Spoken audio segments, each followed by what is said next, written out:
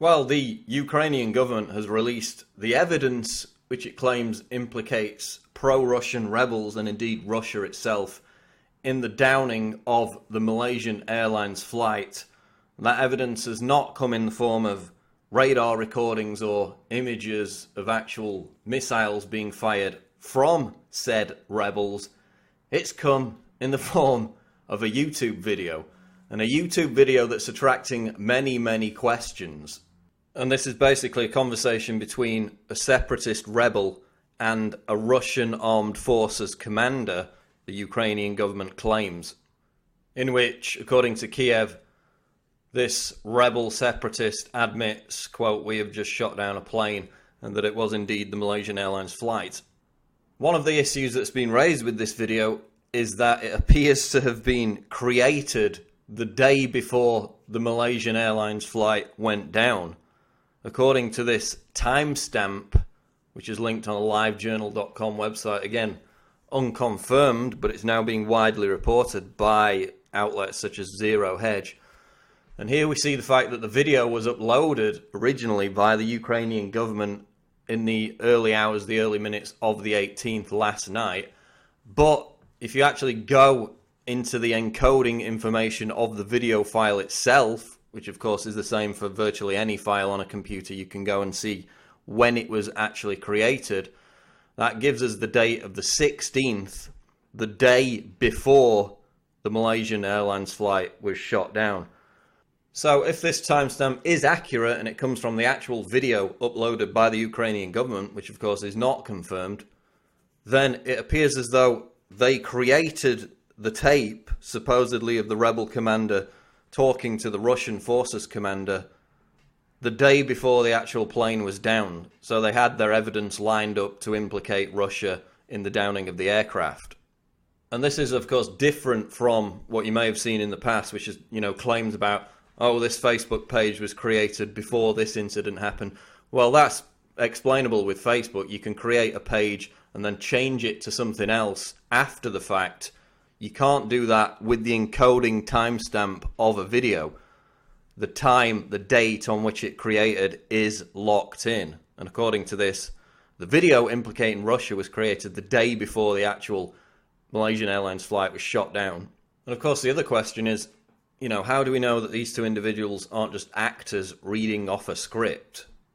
Because the Ukrainian separatists would have known that these conversations were potentially being recorded by the Kiev authorities, because back on June 5th, a separate recording implicating another separatist in an incident was released by the Ukrainian government. So we're to believe that if this original recording was genuine, that they then took no steps whatsoever to encrypt their communications in the month and a half that followed, allowing Ukraine to then frame them for this downed airliner. Another question to arise out of this is, why was MH17, the Malaysian Airlines plane, diverted so it flew directly over restricted airspace over a conflict zone? As you see from this map, the 10 flights beforehand, before yesterday's shootdown, were over non-restricted, non-conflict zone airspace. It was only yesterday, for the first time it appears, that this plane flew over the region where it could have expected to encounter the threats associated with flying over a conflict zone. And here again is the flight path from 2 days before and 1 day before, avoiding the conflict area in eastern Ukraine. 17th flight flew directly over it. Was the plane diverted? It certainly looks as though it was. If so, who gave that order to divert the airliner? Now, of course, the only missile system, according to Ukrainian authorities, that could have downed this airliner was the Russian-made Buk missile system, which they claim Ukrainian rebels had seized control of shortly before this incident. But now, as the BBC reports, Ukraine's Prosecutor General, Vitaly Yerema, has cast doubt on this, telling media, quote, "The military told the president after the passenger plane had been shot down that the terrorists did not possess our Buk missile systems."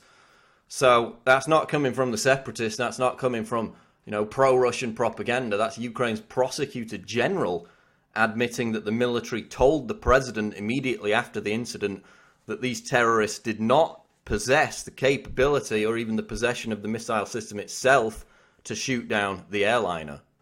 Then you have this aspect to it, again unconfirmed, but this is apparently the Twitter account of a Spanish air controller who was working at Kiev Borispol airport when this incident unfolded. And according to his Twitter feed at the time, the Ukrainian authorities knew immediately that the plane had been shot down, and this air controller claims that Ukrainian fighter jets were in the vicinity of the Malaysian jet 3 minutes before it was shot down.